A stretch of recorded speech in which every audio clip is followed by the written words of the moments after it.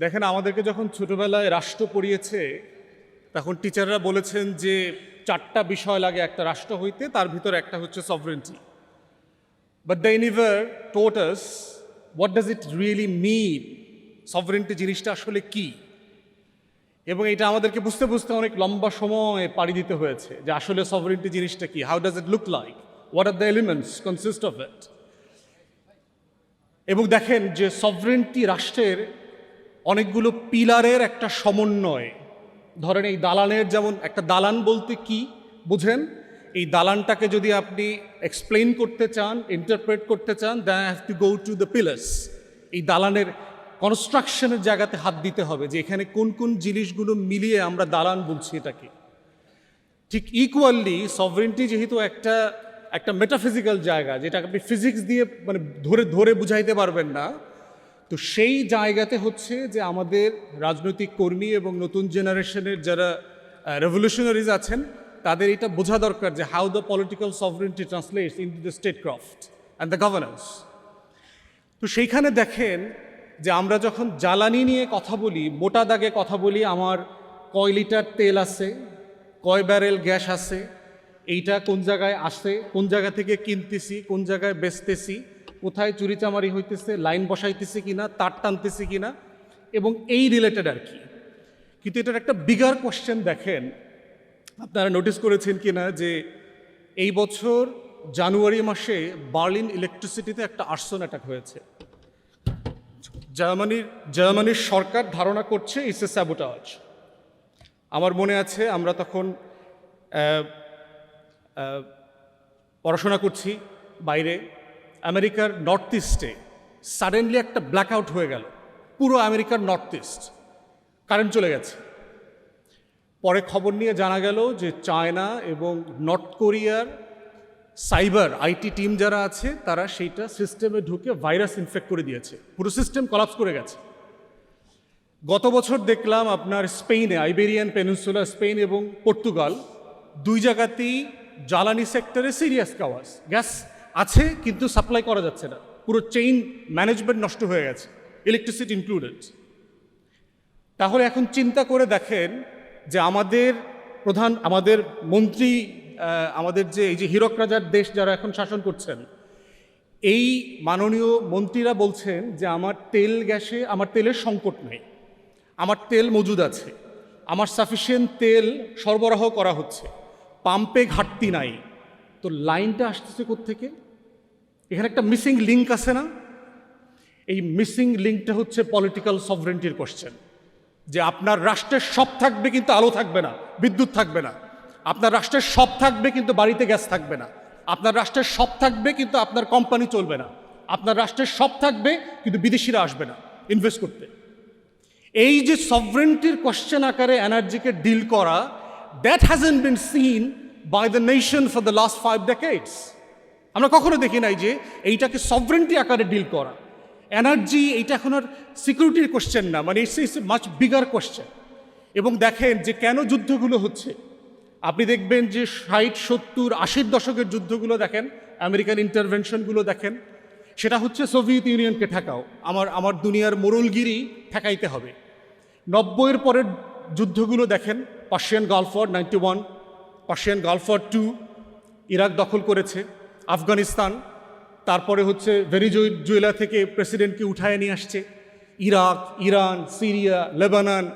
তারপরে এই প্রত্যেকটা রাষ্ট্র কাঠামোর দেখেন, যেখানে তেল আছে সেখানে আল কায়েদা আছে, যেখানে গ্যাস আছে সেখানে ওসামা বিন লাদেন আছে, যেখানে তেল গ্যাস নাই ওইখানে দেখবেন কিচ্ছু নাই, ওখানে আল কায়েদা নাই, আইসিস নাই, বাগদাদি নাই, তারপরে সোমালিয়ান মোরল, কিচ্ছু খুঁজে পাওয়া যায় না ওইখানে।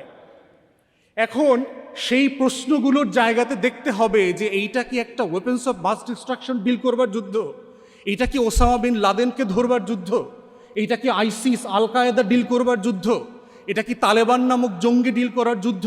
না পৃথিবীর অন্যতম সমৃদ্ধ রেয়ার আর্থ ম্যাটেরিয়ালসের কান্ট্রি হচ্ছে আফগানিস্তান, সে রিসোর্স কন্ট্রোল করার যুদ্ধ? তাহলে এই যে সিকিউরিটি আকারে, সভরেন্টি আকারে রাষ্ট্রকে পড়া, রাষ্ট্রকে দেখা, সেই জায়গাতে this Republic had failed us since it's Inception. এবং আদানিকে বিদ্যুৎ দেয়া এবং আমাদের তেলের থেকে সেভেন সিস্টার্সের সাপ্লাই চেইন তৈরি করা, আমার ট্রান্সশিপমেন্ট, আমার চিটাগং পোর্ট থেকে অফলোড করে এটা ইন্ডিয়ান সেভেন সিস্টার্সে যাবে, এই যে টোটাল রাষ্ট্র প্রকল্প যশোর থেকে কুমিল্লা আখাউড়ার পর্যন্ত চলে যাবে পদ্মা সেতু ব্যবহার করে আমার ট্যাক্স পেয়ারদের টাকায়, এটার যে একটা সিকিউরিটি কনসার্ন আছে, সভরেন্টির কোশ্চেন আছে, এই প্রশ্নটা সভরেন্টি আকারে আমরা দেখতে পাচ্ছি না। এবং এইটা হচ্ছে much bigger question than supply chain management. Of course these are critical question, of course our experts have to deal with it. কিন্তু এই সভরেন্টির প্রশ্ন ডিল করতে না পারলে যেটা হবে যে আমার স্বাধীনতার যে রিপাবলিক করবার যে আকাঙ্ক্ষা, আমার সাম্য, মানবিক মর্যাদা, সামাজিক সুবিচার, 90-এর আন্দোলন, আমার 24-এর গণ অভ্যুত্থান, এর প্রত্যেকটা জায়গার লড়াই ছিল সভরেন্টির কোশ্চেনে, আধিপত্যবাদের প্রশ্ন ছিল। আমি আমার জনগণ, আমার সম্পদ, আমার ক্ষমতা, আমার সার্ভিস সে নিয়ন্ত্রণ করবে এবং সেই প্রসেসের মধ্য দিয়ে রাষ্ট্র প্রকল্পকে এগিয়ে নিয়ে যেতে হবে। তো সেই জায়গাতে আমরা বোধ করছি যে এই পলিটিক্যাল সভরেন্টির কোশ্চেন ইরানকে দিয়ে দেখতে হবে, বুঝতে হবে যে এইটা শুধুমাত্র দেশ দখলের যুদ্ধ না, এবং ইরানের জায়গা থেকে এইটা শুধু আমার ল্যান্ড, আমার মানুষকে সেভ করবার যুদ্ধ না। It's a question of sovereignty, it's a battle for the people, yet it's a question of political existence through sovereignty. তো সেই সভরেন্টির প্রশ্নেই দেখেন যে আজকে প্রত্যেকটা আমেরিকান পলিসির ঘাটে দেখেন ট্রাম্প গত 2 মাসে 3 মাসে যা যা বলেছে, প্রত্যেকটা জায়গায় দেখবেন যে সে ইরানের সভরেন্টিকে অ্যাটাক করতেছে। গতকালকে ব্রিফিং দেখলাম ট্রাম্পের, Iranian leadership has been disjointed, যে ইরানের নেতৃত্ব ভেঙে পড়েছে। They are 3-4 groups coming with different প্রপোজিশনস।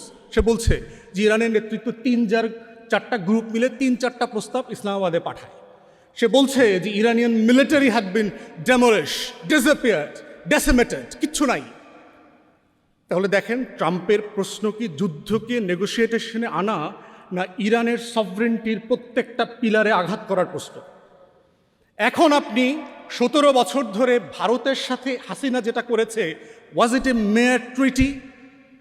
আদানির সাথে যখন আমরা আদানির চুক্তি বলি, is it only for the 1500 megawatt electricity or is it a question of sovereignty?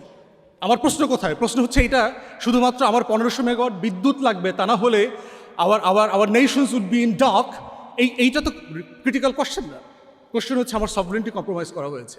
আমরা যখন কুইক রেন্টালের ফ্রেম নিয়ে কথা বলি, আমরা লুটপাট অংশটাকে হাইলাইট করি, কিন্তু এখানের মধ্য দিয়ে যে আমার নেশনের সিকিউরিটি, আমার সভরেন্টিকে কম্প্রোমাইজ করা হয়েছে গুটিগত লোকের হাতে, এই পুরো সেক্টরটা দিয়ে, who are all align to Indian hegemony and by default Awami extension.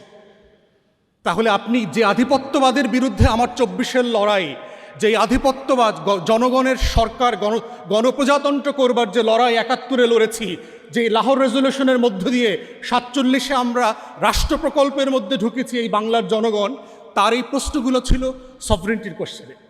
অতএব আমরা যখন এই প্রত্যেকটা প্রকল্প, চুক্তি, কেনা বেচা, এইটাকে দেখব, এইটার ক্রিটিক্যাল জায়গাটা হচ্ছে আমার রাষ্ট্রের সভরেন্টির জায়গা থেকে দেখতে হবে। তা না হলে দেখবেন যে আপনার সব আছে, কিচ্ছু নাই, আপনার সব রিসোর্স ওভারনাইট ইনঅ্যাক্টিভ হয়ে যাবে। আদানি বিদ্যুৎ বন্ধ করে দেয় নাই, বলেছে কিসের জন্য? বলেছে বিল পে করা হচ্ছে না। গত সরকার কুইক রেন্টালের আইনের কথা শামসুল আলম ভাই বলেছেন, গত সরকারের সময় ক্যাপাসিটি চার্জগুলো 35% পর্যন্ত দুর্নীতি, কমিশন খেয়ে সরকার পে অফ করে দিয়ে গেছে, এবং আমরা জানি কারা কারা এই কমিশন পে অফ বাণিজ্যের সাথে জড়িত। আমার কাছে এক লোক আসছে গণ অভ্যুত্থানের পরে, বিপিসি পেট্রো বাংলার চেয়ারম্যান করে দিতে হবে 100 কোটি টাকা ডিল, সার্জিস যেগুলো বলছে আর কি, এটা আমি নিজে সাক্ষী, আমার কাছে আসছে। তাহলে এই প্রশ্নটা আমাদেরকে সভরেন্টি আকারে, পলিটিক্যাল সভরেন্টির কোশ্চেনের জায়গা থেকে ডিল করতে হবে। দ্বিতীয় যেটা বলে আমার বক্তব্য শেষ করব, সেটা হচ্ছে কাঠামো।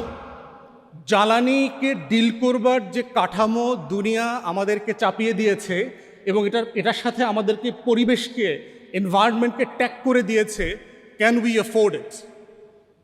Certainly we have to deal with the fossil fuel, certainly we need clean pure energy, certainly we need to address the climate resilience questions. Certainly Bangladesh is one of the most vulnerable countries in the world when it comes to climate change. Yes, we have to deal with it. কিন্তু প্রশ্ন হচ্ছে যে এই কাঠামো আমার জন্য sufficient কিনা, আমি এই কাঠামো ডিল করবার জন্য প্রস্তুত কিনা। পশ্চিমারা তো 17th সেঞ্চুরি থেকে ইন্ডাস্ট্রিয়াল রেভলিউশন করে ফেলেছে, সে তার দেশকে ডেভেলপ করে ফেলেছে, নেশনকে আপলিফ্ট করে ফেলেছে। আজকে তার 1,00,000-1,00,000 তার বছরে ইনকাম।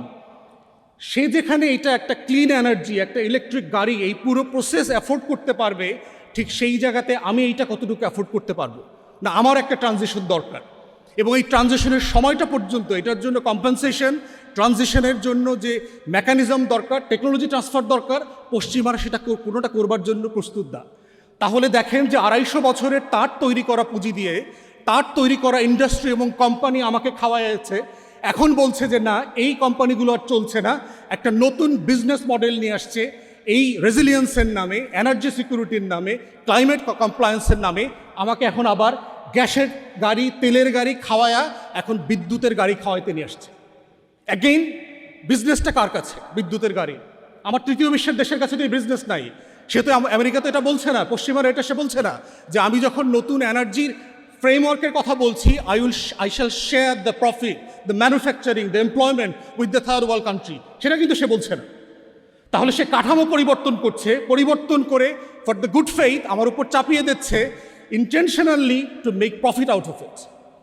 তাহলে এই ফান্ডামেন্টাল কাঠামোর যে প্রশ্ন আছে, যে আমার বাপেক্সকো নিষ্ক্রিয় হয়ে আছে, কিন্তু আমার বিগ কোম্পানিগুলো এসে এখানে এক্সপ্লোর করছে। আবার যেহেতু ভারতের পাশে, বার্মার পাশে আমার সমুদ্র বিজয় হয়েছে, আপনার হাসিনার আমলে আমার 42টা ব্লক কোনোভাবে এক্সপ্লোর করতে দেওয়া হচ্ছে না, বাপেক্সকোকে দুর্বল করে দিয়েছে। তাহলে দেখেন পুরো কাঠামোটা এমন, again it relates to the sovereignty, যে আমার পুরো ফ্রেম যেখানে আমাকে তর্কটা করতে হচ্ছে, এই তর্কটা একটা কলোনিয়াল ফ্রেমের মধ্যে আমাকে করতে হচ্ছে। আমার রিপাবলিকের যে সভরেন্টির জায়গা, সেখান থেকে আমি এই তর্ক, শর্ত, কাঠামো, অবকাঠামো, চুক্তি কোনো কিছু আমি আর্গু করতে পারছি না। এবং না করতে পারার সবচেয়ে বড় কারণ হচ্ছে গত 5 দশকে সবচেয়ে দুর্নীতিবাজ, করাপ্ট ক্লাউনদেরকে এই মন্ত্রণালয়গুলোর দায়িত্ব দিয়েছে প্রত্যেকটা সরকার। দেখবেন গত 5 দশকের প্রত্যেকটা করাপ্ট মিনিস্টারকে দায়িত্ব দিয়েছে। যেই মন্ত্রীকে গত সরকারে, তাদের সরকারে অব্যাহতি দিতে হয়েছে বিভিন্ন কারণে, সেই একই ফেইল্ড মিনিস্টারকে আবার নতুন করে দায়িত্ব দিয়েছে, only to fail the nation again post monsoon revolution. তো এই দুইটা কাঠামোর জায়গা থেকে টোটাল আমাদের জ্বালানি, বিদ্যুৎ, এগুলোকে নিয়ে নতুন তর্কটা তোলা দরকার। সার্টেনলি আজকের এনসিপি প্যানেলিস্ট যারা কথা বলেছেন সেটা গুরুত্বপূর্ণ। আমরা আমাদের প্যানেলিস্টদের কাছ থেকে শিখতে চাই, বুঝতে চাই রাজনৈতিক কর্মী আকারে যে এই কাঠামোর ভিতরে নতুন শর্ত আমরা কিভাবে তৈরি করতে পারি। গ্লোবাল সাউথের তো নিউ কন্ডিশন দরকার। আমি তার চাপিয়ে দেওয়া শর্তে তো আমি নেগোশিয়েট করতে পারবো না, because they already have the upper hand for the negotiation. আমি ওই তর্কতে জড়ায় গেলে যেভাবে দেখবেন আজকের 72-এর সংবিধানে 24কে ঢুকায় দিয়ে আমাদেরকে জিজ্ঞেস করে কাজটা ঠিক আছে কিনা। মানে আপনি দেখবেন পুরো আওয়ামী ফ্রেমে 71 মুক্তিযুদ্ধ, 72-এর একটা ফাউল কনস্টিটিউশন, দুইটাকে একসাথে করে ফেলছে। সো তুমি এইটা মানো না, তুমি কিছুই নাই না এই রাষ্ট্রে। সো এই ফ্রেমে চক্র থেকে যেভাবে আমরা মনসুন আপরাইজিংকে বের করে নিয়ে আসতে যাচ্ছি, ঠিক ইকুয়ালি সভরেন্টির জায়গা থেকে, আমার রিপাবলিকের ইন্টারেস্টের জায়গা থেকে এই জ্বালানির তর্কটাকে বের করে নিয়ে আসতে হবে। সবাইকে ধন্যবাদ। সালামু আলাইকুম।